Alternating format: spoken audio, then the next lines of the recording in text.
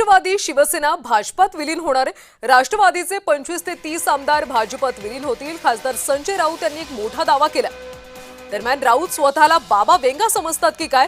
राऊतांची अशी भविष्यवाणी फक्त प्रसिद्धीसाठी असते। भाजपचे प्रदेश प्रवक्ते राम कुलकर्णी यांनी आता टीका केली। भविष्यामध्ये हा पक्ष 25 ते 30 आमदारांसह भाजपामध्ये विलीन होईल। त्याचं नेतृत्व कोणाकडे असेल ते मी आत्ता सांगत नाही तुम्हाला।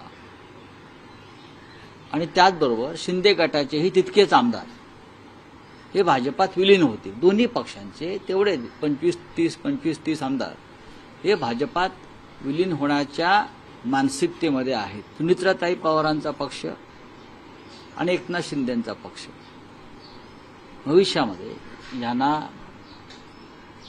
विलीन व्हावंच लागेल।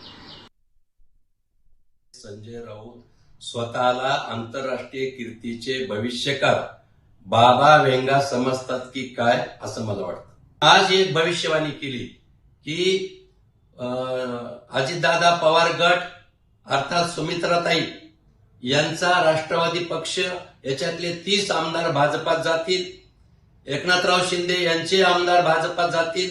मला वाटतं केवळ अशा प्रकारचे भविष्यवाणी करायची आणि समाजामध्ये आपलं वेगळं स्थान टिकवण्यासाठी फालतू बडबड करायची हे संजय राऊतांचं काम आहे।